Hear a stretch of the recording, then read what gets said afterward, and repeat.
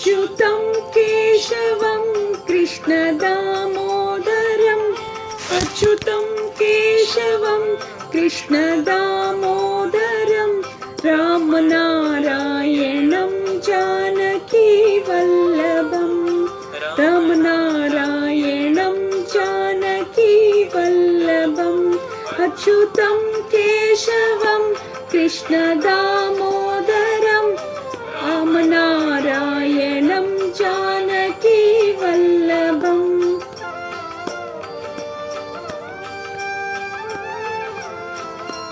कौन कहते हैं भगवान आते नहीं, कौन कहते हैं भगवान आते नहीं, तुम मीरा के जैसे बुलाते नहीं। अच्युतं केशवं कृष्ण दामोदरं रामनारायणं जानकी वल्लभम्।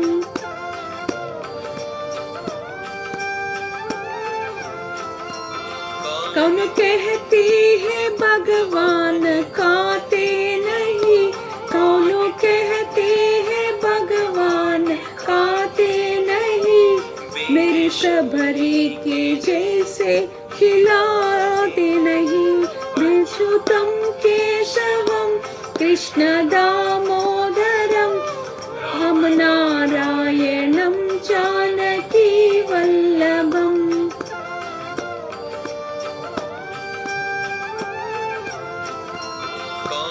कहती है भगवान सोते नहीं, कौन कहती है भगवान सोते नहीं, माँ यशोदा के जैसे सुलाते नहीं।